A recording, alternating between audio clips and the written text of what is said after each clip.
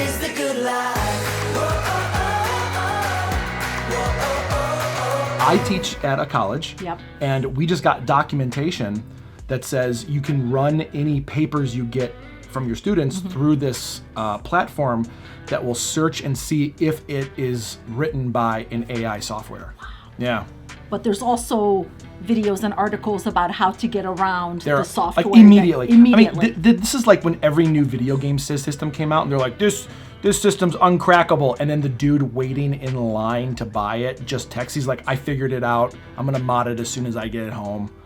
So it's as soon as there's a preemptive for it, there's another way around it. And there's teachers that are going back to oral presentation because they don't want to deal with that whole thing. Get up there and tell the class what you learned. You got a grade, you sit down. So. Yeah, I mean, there's a myriad of different ways you can grade. Would it bother you if your students had something written by the AI and turned it in? It would bother me if they were lazy about it. It wouldn't bother me if they used it as a tool. Right.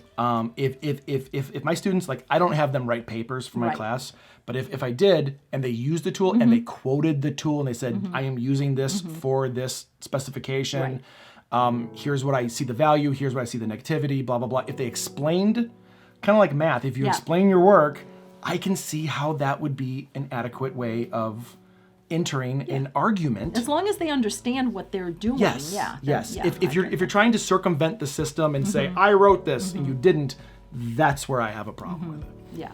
But ChatGPT, I think, here's my thought process with ChatGPT.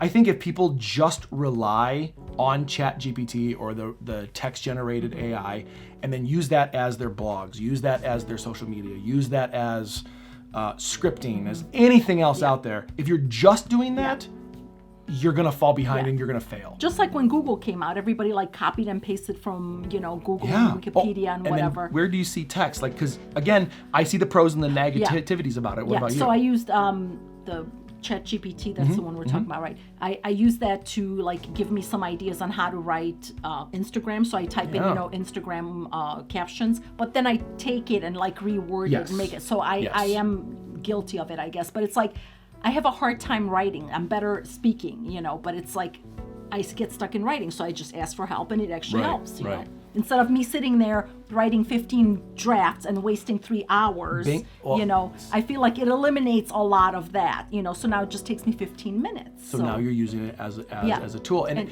it's like a springboard then. Yes. It's it's giving you the starting point, and now you rework it. That's correct. I've always found the same way, if someone else edits something and I can go in and re-edit it, oh man, that's gonna take me infinitely less amount of time because I'm not doing that legwork up front. I'm just cleaning it up. So I think that's the exact same premise.